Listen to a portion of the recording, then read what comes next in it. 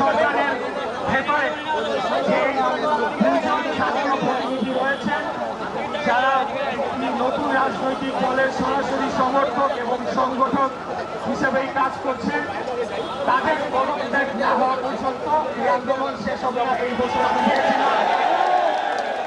আমি আমার সেই ঘোষণাকে পুনর্ব্যক্ত করতে চাই, তাদের পদত্যাগ না হওয়া পর্যন্ত এই আন্দোলন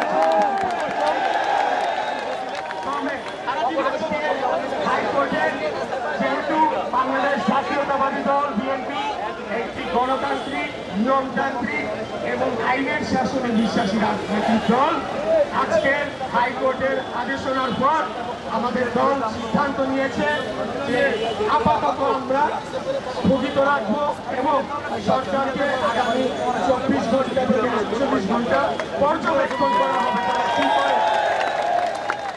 এবং তার পরিপ্রেক্ষিতে তাদের যে কর্মকাণ্ড সেটার উপর ভিত্তি করে পরবর্তী কার্যক্রম নির্দেশনা আসবে এবং নেওয়া হবে।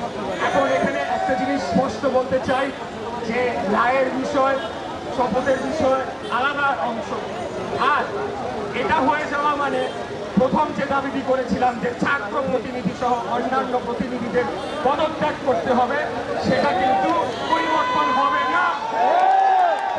সেই দাবির জায়গায় থাকবে, হয়তোবা সরকারের সাথে আমাদের উচ্চ পর্যায় থেকে আলাপ আলোচনা করে এটিকে সমাধান করার চেষ্টা করবে। যদি না হয় তখন সেই অনুযায়ী ব্যবস্থা নেওয়া হবে।